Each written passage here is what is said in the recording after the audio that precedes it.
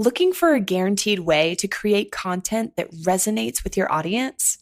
Start a podcast, interview your ideal clients, and let them choose the topic of the interview.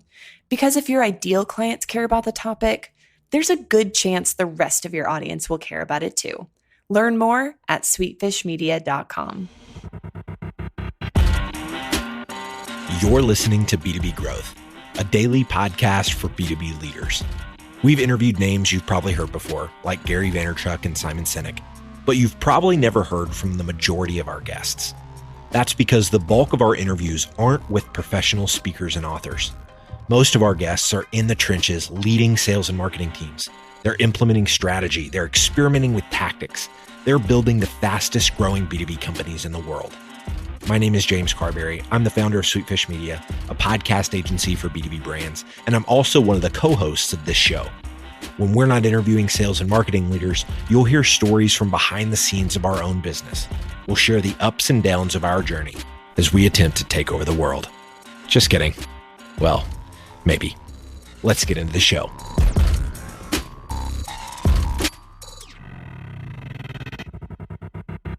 Welcome back to the B2B Growth Show. I'm your host for today's episode, Logan Lyles, Director of Partnerships here at Sweetfish Media. I am here today with Mike Dickerson. He is the CEO of ClickDimenions. Mike, how you doing today? I'm doing fine, Logan. Awesome. Great to hear. And thank you so much for being on the show today, Mike. Before we dive into today's topic on 3 specific ways B2B sales has been changed by the digital landscape today and what companies are doing to either fail or succeed in this new landscape, I would love for you to share a little bit about your background and what you and the team at ClickDimenions are up to these days. Sure. ClickDimenions is a marketing automation company, and our real specialty is that we're the leader in marketing for Dynamics, Microsoft Dynamics. We have about 3,600 customers in 61 countries around the globe who are all users of Microsoft Dynamics and ClickDimenions software. And folks use our software to try and attract new prospects, turn prospects into opportunities and customers, and then ultimately take care of their customers. I love it. All right. Well, Mike, let's dive right in today. The first thing I know you wanted to talk about that's changed B2B sales is that, sellers no longer have a monopoly on information. Tell us a little bit about your perspective on this. Yeah, I don't think there's anything revolutionary here. This has been going on for a while, since the rise of the internet, the rise of Google. The dynamic has changed from the pre-internet world, the pre-digital world, where a sales rep could help a prospective customer who might not even know that they needed to be a customer. They could come and educate them on a set of pains that they were likely to have and why their solution was the best, and sort of steer the conversation with a lot more information about their particular domain, their particular solution, and so on. They can really steer the conversation. That's not the case anymore. The buyers have the ability to go do their own research, and they prefer to do their own research. And the control really has shifted from the seller to the buyer. And I think everybody, understands that, but it's kind of like where you have a first level of understanding, and then it really sinks in what that truly means. And I think most of our customers are B2B customers, and you can really see the difference in the B2C world, where this sort of dynamic changed pretty quickly. And we all know the stories about, Borders books and Blockbuster Video, and now you've got Netflix and Amazon, et cetera, and there's so many other stories. The same thing is happening in B2B, just at a different pace and for slightly, with a slightly different experience. Yeah, that makes a ton of sense. Are there some examples that you've seen in the market that are kind of that parallel of the Blockbuster to Netflix, Borders to Amazon sort of example in B2B, or maybe where you've seen people avoid that, where they avoided being the Borders or the Blockbuster because they were able to adapt to the changing needs of the consumers? Yeah, so I think the B2C stories are big and splashy and high profile. The B2B experience is a little bit more gradual, a little bit, it's taking its time. And I'm going to give one example that I love to give to just show the sort of pervasive nature of this kind of change. And it's not a front page Wall Street Journal kind of story, Sure. but it's a real world story. And I was getting my hair cut one day, and this lady who was cutting my hair was telling me about her boyfriend, who is an industrial welder. And it means he goes around and has a blowtorch and fixes industrial equipment and whatever. He's here in Atlanta. And he hooked up with a digital agency in Tennessee who built him a website that allowed people to book his time and created a social media presence. And this is a business of one guy, and his business went up 4x as a result of getting digital. And my view is that the demand for industrial welding in the Atlanta metro area didn't increase 4x during this short period of time. Right. He ate 3 other people's lunch. And so that's not going to hit the Wall Street Journal, but those type of things I think are slowly happening. And part of this is because all of us are digital consumers in our private lives. And we bring those sensibilities and expectations to us with, in a business life. And the companies who figure out how to, sort of deal with this change effectively will be successful. And the ones that don't will see, sort of gradual deterioration as their customers find other places to go. And then they'll wake up one day and say, oh gosh, what happened? So that's kind of our view about how things are going. And I've got, numerous other examples of that situation. I will say that in a B2B context, the larger the company, the more difficult it gets, because in a B2C world, you are able to communicate exclusively digitally. In a B2B world, you have to orchestrate a coherent customer conversation between digital touch points, things they see out on the web, things they see on your website, emails and messages that you may send to them, and the interactions that they have with, business development reps or sales reps or service people. And that digital and human orchestration is much more complicated than if you just need to keep one coherent story on a single website. Today's growth story is about Lilliard Insurance Agency. The biggest challenge for one of their B2B sales agents was finding contact information for businesses that fit his target profile. He was running out of time to meet his monthly sales goal, so he turned to simple internet searches. Too often, the information he found was old and unreliable. He was spending too much valuable selling time looking for email addresses and phone numbers that turned out to be inaccurate and unusable anyway. The rep, Sam Hoover, heard about Sales Genie from his manager, and that's when everything changed. Sam started using Sales Genie's powerful database access to build targeted lists and get the contact information he needed to work new leads. He was able to profile his best customers to find prospects that looked just like them. He even used Sales Genie to find ways to reach them with direct mail, email, and online marketing campaigns. Sam immediately increased his monthly sales production by 200%. Can Sales Genie help you drive similar sales results? Probably.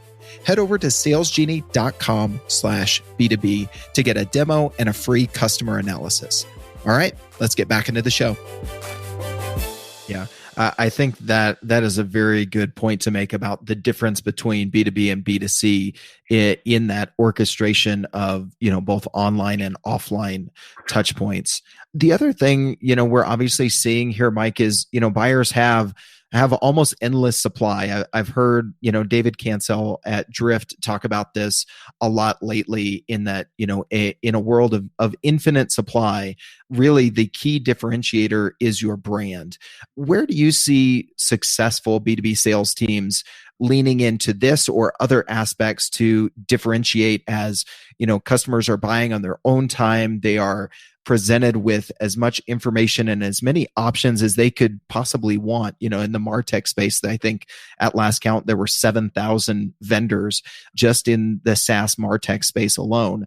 So what do you see B2B sales teams leaning into to deal with that competitive landscape and that endless, infinite supply? Well, there are a couple of things that I would unpack in those your sort of questions there. There is sales team, there is brand, and then there is sort of the infinite supply of information. And as I sort of look at that, I think let me start first with the brand and the infinite supply of information. Mm-hmm.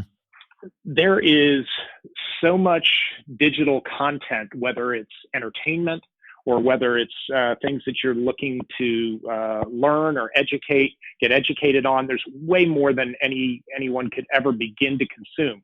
So the notion of brand is one that says, hey, I understand what this is, and it sort of short circuits a lot of things to pull you to, I know what this is, I know what it's for, and I'm interested in engaging in content related to this brand or buying products related to this brand. Mm-hmm. But I think the notion of brand, in my mind, my first reaction is Coca-Cola or Procter & Gamble. But I think there's a different opportunity in the B2B world, and that is, built up on a little bit more intimate basis between, potential prospects, and actual customers. And that brand is, based on how transparent, authentic you are, how relevant your content is, how well you seem to understand my context. And that can be through the content that you have there.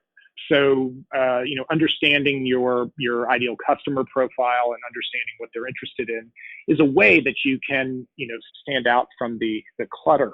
But the other thing that you said that I think bears diving into a little bit is you talked about B2B sales. And I think one of the biggest things that we see is that there is a big difference between a buyer's journey and a sales rep's funnel. And what I mean is this is the majority of companies that we work with, they are B2B, and the sales organization is still the most powerful organization there because they're the ones that produce the revenue, right? That's why they're called sales.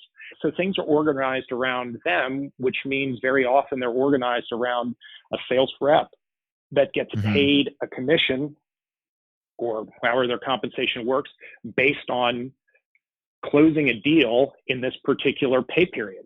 So for them, they're really focused on, is this person likely to buy within my compensation period? And if the answer is no, then a good salesperson is not spending their time on that prospect, that opportunity, what have you. That's the salesperson's view. That's the sales organization view. And it's very linear. It's very compensation driven. But the way people actually buy is a much more circuitous journey. And this is where digital can really come in to keep a relationship going. And I use that, it's nurture, but, I think there's oftentimes a sort of a sense that, with the nurture, you're always pushing people through the funnel towards a sale. I think it's more keeping a relationship going, extending the brand promise until there's a point when that individual is ready to start, thinking about considering a purchase. And so part of the problem that I think companies face is they really are still very heavily driven by B2B sales organizations that have a compensation driven mindset and a linear funnel mindset, when that's not really the way that people go about purchasing these days. Yeah, you make a good point there. Even when we use the term nurture, it's still designed to be this linear process, which is not the way that, we tend to buy or experience many things in life today in our personal lives. There are too many things going on. We start and stop a process or a project. And so understanding that. I think is a great point. You make a good point there too, Mike, about how can we focus on the relationship in that nurture more so than just driving to the end goal and looking at it as a linear process. The third thing I know you wanted to mention, Mike, that's really changing the landscape is, prospects being harder to reach. It seems like I can't hop on LinkedIn anytime without seeing the cold call debate hashed and rehashed. Tell me a little bit more about where you see teams leaning into tools or strategies to reach buyers that are harder to reach and more skeptical of spending time with the salesperson when they may have other ways to be able to get that information. Yeah, well, that is the big question, and there's a reason why there's 7,000 marketing technology firms, because people are trying to figure this out. So let's frame a little bit about what's going on here, and most of us can relate to this because we are all digital consumers in our private lives. When we're a couple things. First of all, most of the time when we're on the web, we are looking for other kinds of information and entertainment or what have you. We're not necessarily, desperately searching for a new audio conferencing service provider or, whatever. So the bulk of time that we spend online, we are not searching to solve a problem. So finding people who are trying to stay anonymous, by the way, we've all got 4 different digital devices. And so we're 4 different cookies to be tracked, all resolving to the same individual. When you sign up for something, most people use one of 2 or 3 non-work emails so that you can put all of your spam and all of your commercial stuff in one pile that you don't have to look at. So out there trying to find people when they don't know they have a problem is a lot harder than it used to be. It's easy to hide out in the the digital landscape when you're anonymous, and people want to be anonymous until they have a problem that they want to solve.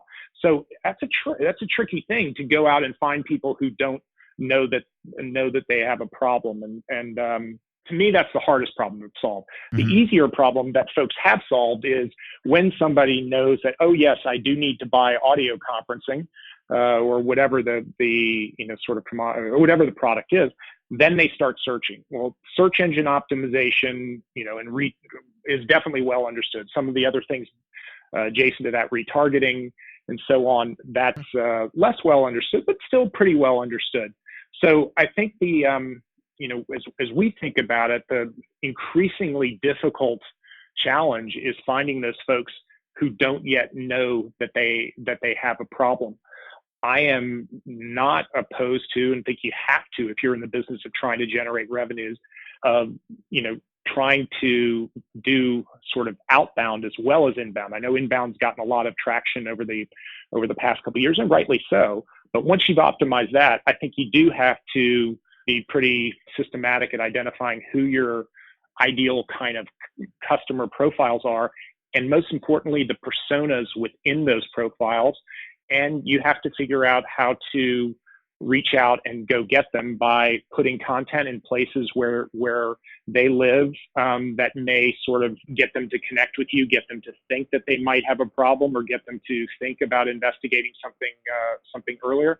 And I think that we're seeing companies use business development reps who are pretty skillful. The best ones are pretty skillful at figuring out how not to just smash people with LinkedIn sort of assaults, but how to figure out how to sort of provide a little bit of value and insinuate themselves into a relationship that ultimately then leads to a sort of a sales opportunity. But it's tough because we're trying to avoid salespeople at all costs. So in the end of it, you still whether you're using BDRs, whether you're using outbound, you still have to be thoughtful and relevant.